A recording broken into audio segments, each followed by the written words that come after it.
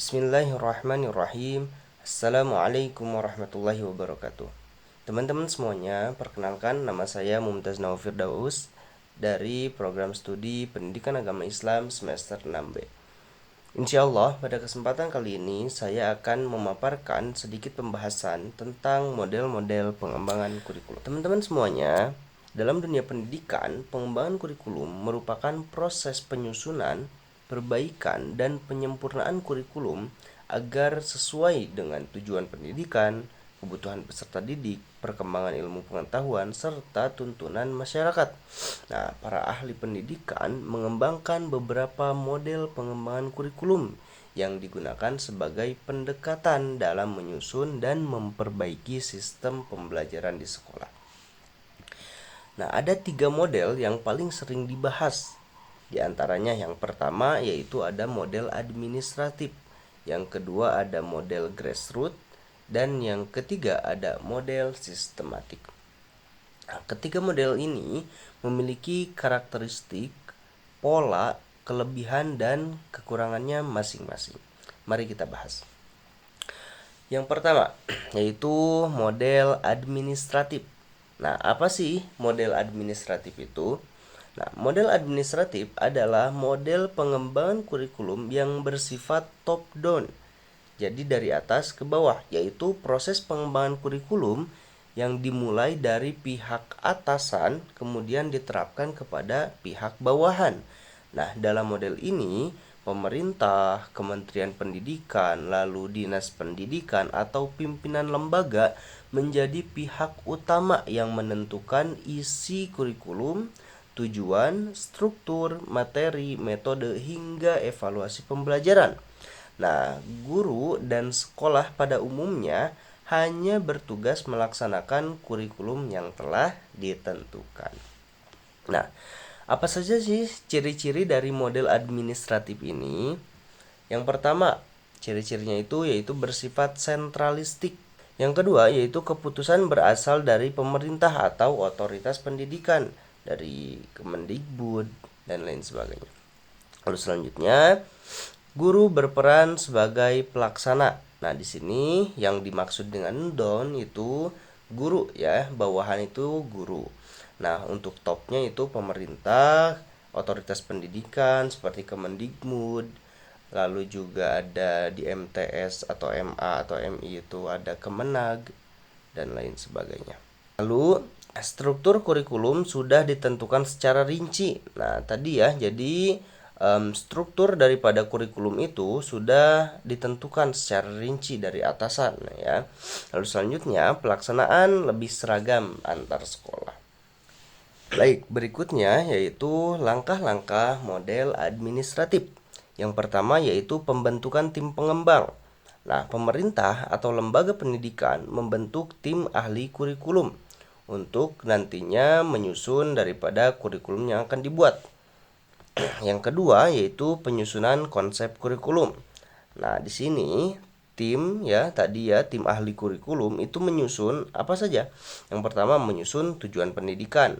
Yang kedua menyusun capaian pembelajaran. Lalu selanjutnya menyusun struktur mata pelajaran. Lalu selanjutnya menyusun metode ya yang akan diterapkan, dan yang terakhir yaitu menyusun sistem evaluasi. Lalu selanjutnya yang ketiga yaitu sosialisasi kurikulum. Nah, setelah tadi dibuat dan juga disusun konsepnya, maka kurikulum tersebut disosialisasikan. Nah, kurikulum diperkenalkan kepada sekolah dan guru melalui pelatihan, workshop, seminar maupun BIMTEK. Lalu selanjutnya setelah tadi sosialisasi, maka masuk ke tahap yang berikutnya yaitu implementasi atau penerapan.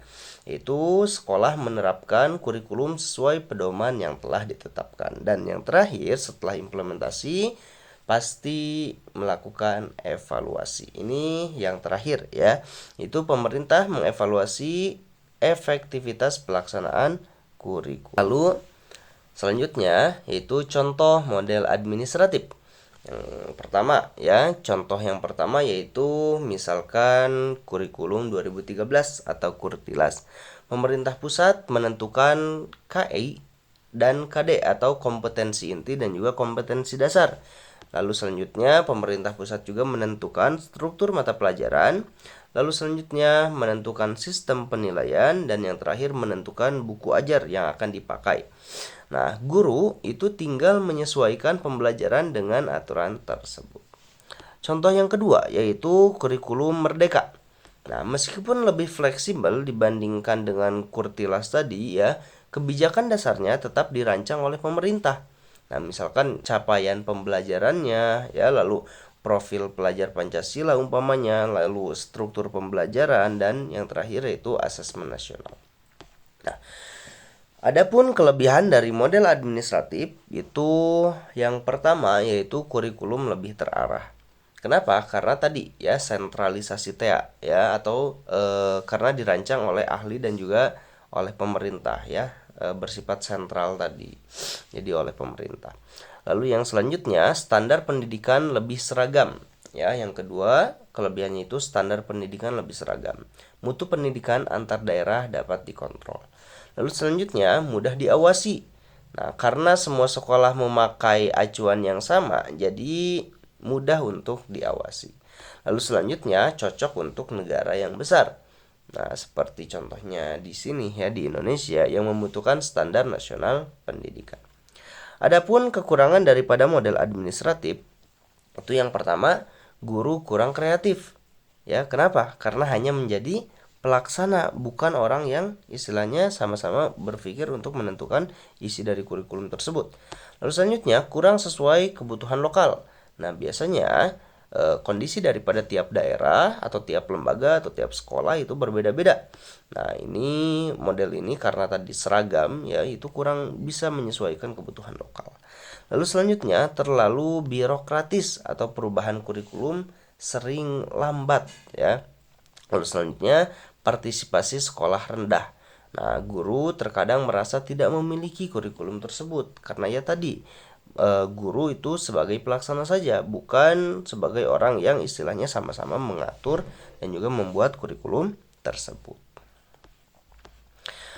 Baik teman-teman semuanya, masuk kepada pembahasan yang berikutnya yaitu model yang kedua. Model yang kedua yaitu model grassroots.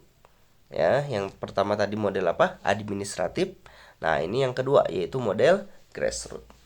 Model grassroots adalah model pengembangan kurikulum yang bersifat bottom up, yaitu pengembangan kurikulum dimulai dari bawah, terutama dari guru atau sekolah. Nah, ini kebalikannya, alihkan daripada model administratif tadi. Ya, model grassroots ini bottom up, jadi dari bawah ke atas. Nah, dalam model ini guru dianggap paling memahami kebutuhan peserta didik, kondisi kelas, karakter masyarakat, juga permasalahan pembelajaran. Karena itu, guru diberi kebebasan untuk mengembangkan kurikulum. Ciri-ciri daripada model grassroots itu yang pertama, bersifat desentralistik.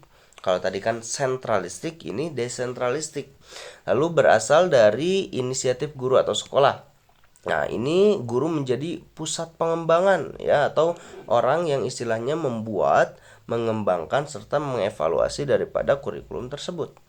Ya, lalu selanjutnya fleksibel dan juga kontekstual. Lalu selanjutnya menyesuaikan kebutuhan peserta didik.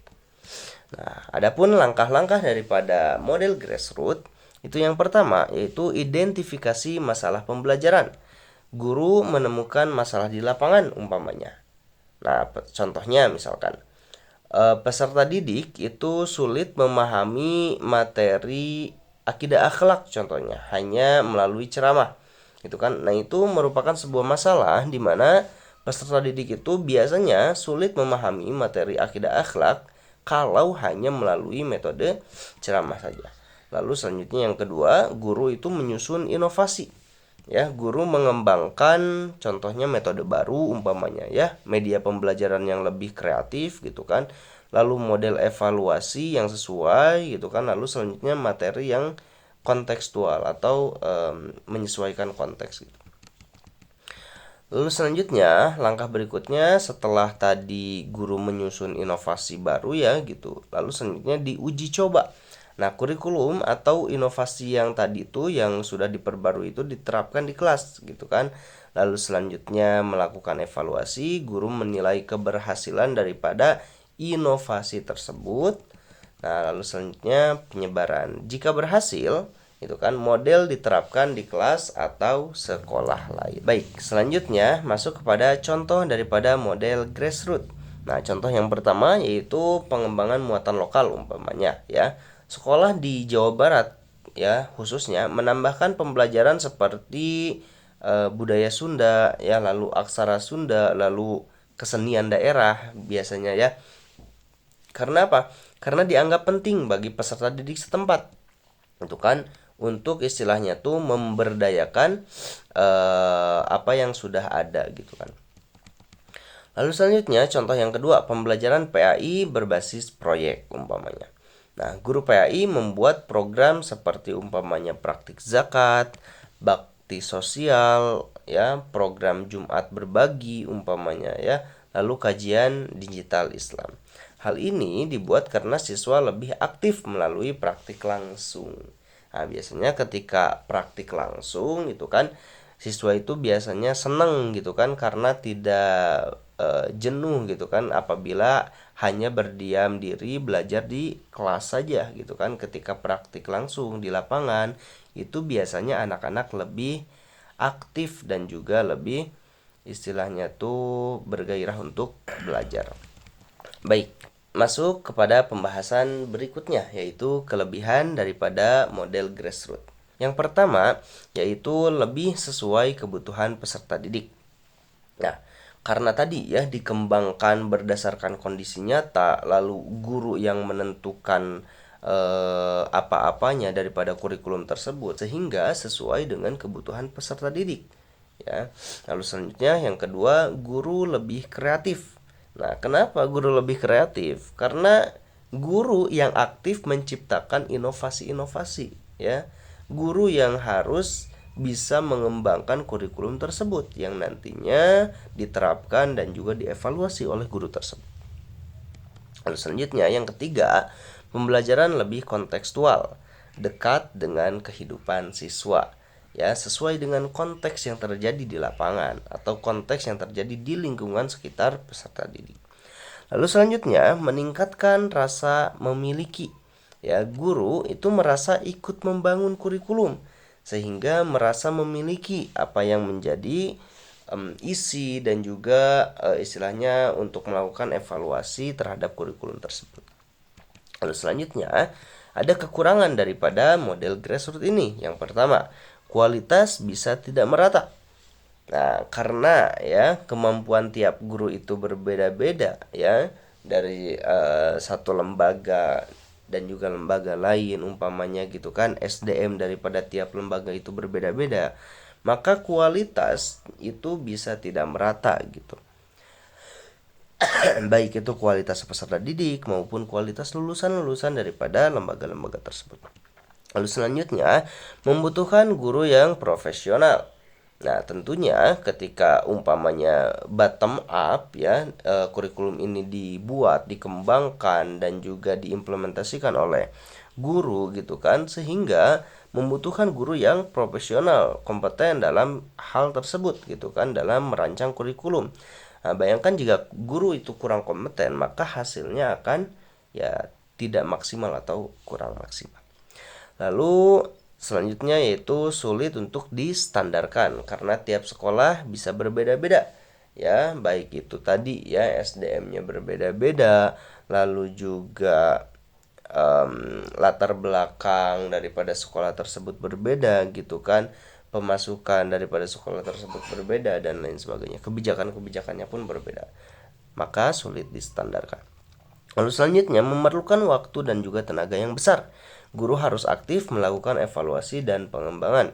Tentu ya, karena guru yang membuat, guru yang istilahnya mengembangkan, mengimplementasikan, maka guru pun harus aktif untuk melakukan evaluasi terhadap kurikulum tersebut. Yang terakhir yaitu model sistematik. Nah, di sini model sistematik adalah model pengembangan kurikulum yang memandang kurikulum sebagai suatu sistem yang saling berkaitan.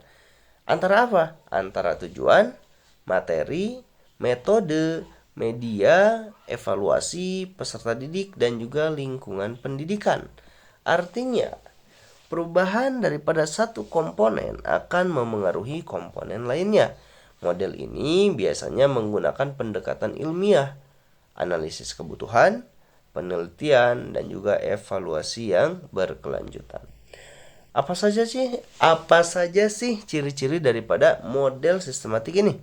Yang pertama yaitu menggunakan pendekatan sistem. Yang kedua, semua komponen kurikulum saling berhubungan. Yang ketiga, berbasis data dan juga analisis kebutuhan. Yang keempat, menggunakan evaluasi terus-menerus. Dan yang terakhir yaitu bersifat terencana dan juga bertahap. Lalu selanjutnya, kelebihan dan juga kekurangan daripada model sistematik. Yang pertama, lebih ilmiah karena menggunakan analisis dan juga evaluasi. Lalu selanjutnya, komponen kurikulum saling sinkron ya atau berkaitan. Daripada tujuan, materi, dan juga evaluasi terhubung dengan jelas. Lalu selanjutnya, fleksibel terhadap perkembangan zaman. Mudah diperbaiki berdasarkan kebutuhan baru. Ya, lalu selanjutnya efektivitas lebih tinggi karena dirancang berdasarkan kebutuhan nyata. Lalu apa kekurangan daripada model sistematik ini? Ada, yang pertama yaitu prosesnya rumit, membutuhkan banyak analisis dan penelitian gitu kan, tidak bisa langsung banyak dibutuhkan. Ini selanjutnya membutuhkan tenaga ahli. Tidak semua sekolah mampu melaksanakannya. Kenapa? Karena ya tadi ya, ketika kita ingin membuat sebuah model yang sistematik, terencana gitu kan, tentunya harus punya tenaga ahli yang profesional dan juga kompeten di bidangnya. Lalu selanjutnya memerlukan biaya yang besar karena evaluasi dan pengembangan terus dilakukan. Ya tadi karena istilahnya tuh ketika ada hal baru langsung dievaluasi, langsung dikembangkan gitu kan, pasti memerlukan biaya yang tidak sedikit gitu kan. Sehingga ini merupakan sebuah kekurangan daripada model sistematik tersebut. Baik, dari pembahasan yang tadi bisa saya simpulkan bahwasannya model administratif menekankan pengembangan kurikulum dari pemerintah secara terpusat demi keseragaman pendidikan nasional. Sedangkan model grassroots itu menekankan kreativitas guru dan juga kebutuhan lokal sekolah. Dan yang terakhir, model sistematik itu memandang kurikulum sebagai satu kesatuan sistem yang harus dirancang secara ilmiah dan saling terhubung. Nah, dalam praktik pendidikan modern, ketiga model ini sering dipadukan. Pemerintah tetap memberikan standar nasional, tetapi sekolah dan guru diberi ruang untuk mengembangkan inovasi sesuai kebutuhan peserta didik dan juga perkembangan zaman. Jadi dari ketiga model pengembangan kurikulum ini, ketiganya itu saling berkaitan, ketiganya itu sering dipadukan, ketiganya itu istilahnya tuh memiliki perannya masing-masing, sehingga ketiga model ini tidak bisa kita anggap paling baik salah satunya gitu kan, karena ketiga model pengembangan kurikulum ini tadi memiliki kelebihan dan juga kekurangannya masing-masing. Baik, itu saja yang bisa saya sampaikan. Kurang lebihnya mohon dimaafkan. Wabillahi taufiq wal hidayah.